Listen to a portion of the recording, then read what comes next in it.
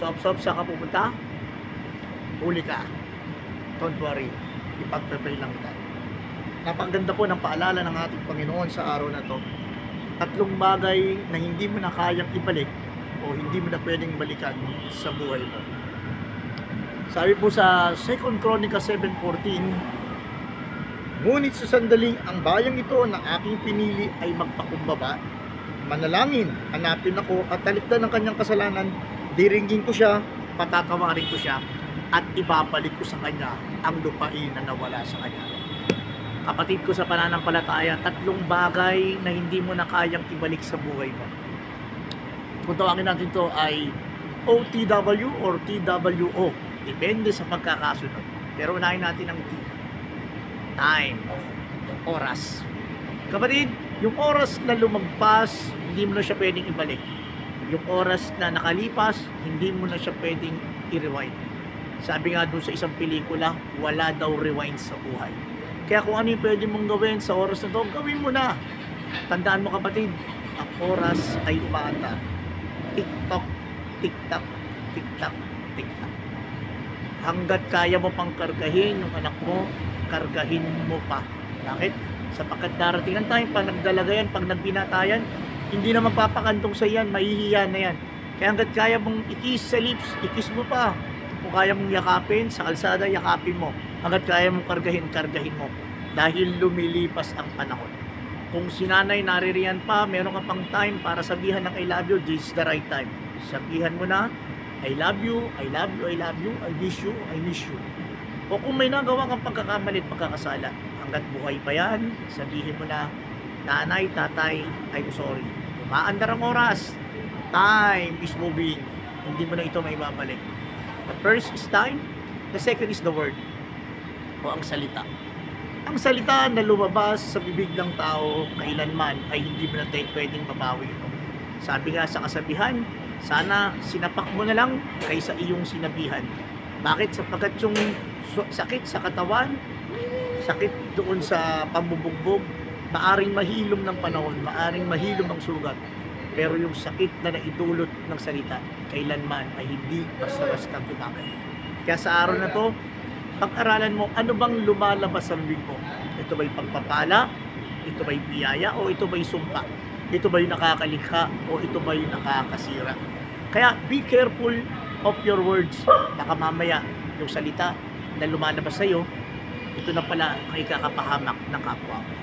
Sabi rin kapatid, yung salita pwedeng makalikha. Ginawa ng Diyos ang sanlibutan sa pamamagitan ng salita. Magkaroon ng liwanag, magkaroon ng araw, magkaroon ng buwan. Lahat ay ginawa sa pamamagitan ng salita. Kaya this time, pinaalalahanan tayo ng ating Panginoon. Yung salita na lalabas sa bibig mo, pwede yan makalikha. Kaya ano man lalabas sa bibig mo, dapat maging maingat. Pag mahuhulog ang bata, huwag mo sasabihin na mahuhulog, sabihin mo, saluhin ang bata. Kasi kung ano yung lumalabas sa bibig mo, yun ang mangyari sa buhay. Huwag mo rin sasabihin na wala kang pera, dahil tunay kang mga wala ng pera. Kung sakto lang ang pera mo, sabihin mo, sakto lang ang pera ko. And God will provide. Practicein natin. Power of the word. Kung anong sasabihin ng salita, yun ang mangyari sa buhay mo. Kaya kung anong lalabas sa bibig mo, hindi mo na pwedeng ibalik. The first is the time, the second is the word, the third is what you call opportunity.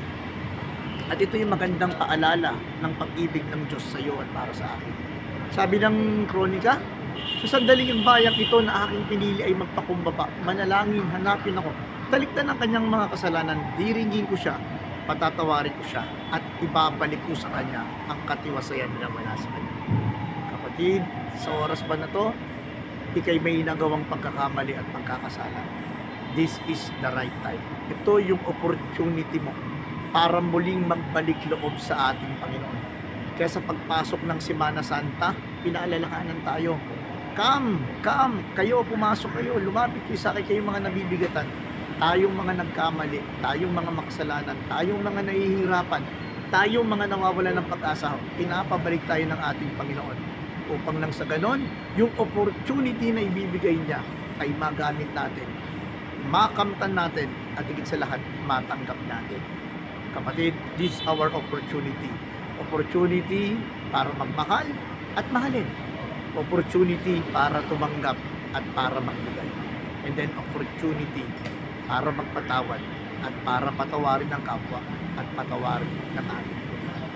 Kapatid, mahal tayo ng Diyos at nais niya tayong maging masaya, nais niya tayong maging malaya, at nais niya tayong makasama doon sa buhay na walang hanggan. The time, the words, and the opportunity. Tatlong bagay na kailanman pag lumipas ay hindi mo na maibabalik pa. Let's pray. Kay Father, Son, the Holy Spirit. Amen. Thank you, Lord, sa araw na to, sa pagpapaalala mo na ikaw yung Diyos na totoo. Ikaw yung Diyos na nagpapatawad. Panginoon, tulungan mo kami na kung ano man ang lalabas sa aming bibig, naway maging pagpapala, maging biyaya, at huwag maging sumpa. Lord, tulungan mo rin po kami na yung time na meron kami, ma-maximize namin sa aming mga magulang, sa aming mga anak, sa aming trabaho. Nawa, Lord, maibalance namin ito. At Lord, this time, humingi po kami ng tawad sa aming mga nagawang pagkukulang, sa aming mga nagawang pagkakasala, mga bagay na nagawa at hindi namin nagawa. Panginoon, sinusuko lang po namin ang lahat ng ito na may pagpupulpasalamat sa matamis na pangalan ni Jesus ay Panginoon. Amen and amen. Pangalan ng Ama, ng Anak, ng Espiritu. Amen. Kapatid, mapalad ka sapagkat nahuli ka ni Kristo. Bye-bye. God bless.